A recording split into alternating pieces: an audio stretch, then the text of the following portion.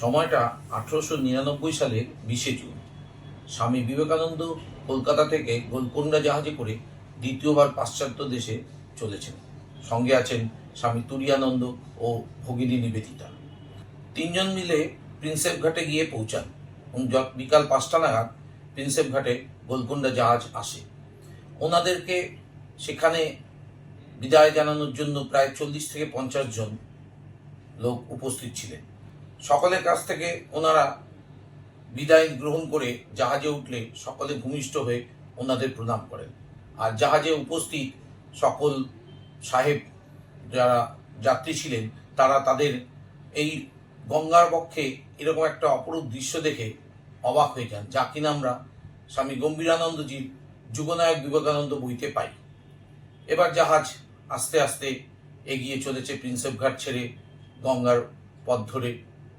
স্বামী বিবেকানন্দ মা গঙ্গার অপরূপ শোভা দেখে বর্ণনা করতে আরম্ভ করেছেন এবং পাশাপাশি তিনি মা গঙ্গার অপরূপ শোভার ও তার দুপারের ভবিষ্যৎ পরিণতি কী দাঁড়াবে সেটা তার পরিব্রাজক বইতে তুলে ধরেছে।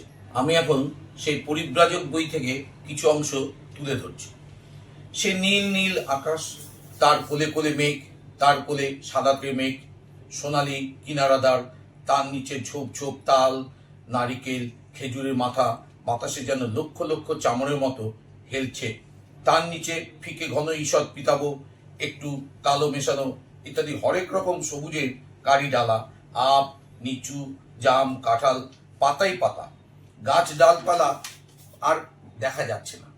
আশেপাশে ঝাড় ঝাড় বাঁশ হেলছে আর তুলছে। এবার উনি বর্ণনা করছেন, পরের দিকে দেখা যাচ্ছে যে মা গঙ্গার জলের সাথে সেখানকার ঘাসে, সেইটাও আমি এবার তুলে ধরছি। সেই ঘাস যতদূর চাও সেই শ্যাম শ্যাম ঘাস কি যেন ছিটে ছুটে ঠিক করে রেখেছে। জলের কিনারা পর্যন্ত সেই ঘাস। গঙ্গার মৃদুমন্দ হিল্লোল যে অবধি জমিকে ঢেকেছে সে অবধি অল্প অল্প লীলাময় ধাক্কা দিচ্ছে, সে অবধি ঘাসে আটা। আবার তার নিচে আমাদের গঙ্গা জল। আবার পায়ের নিচে থেকে দেখো, ক্রমে উপরে যাও, উপর উপর মাথার উপর পর্যন্ত।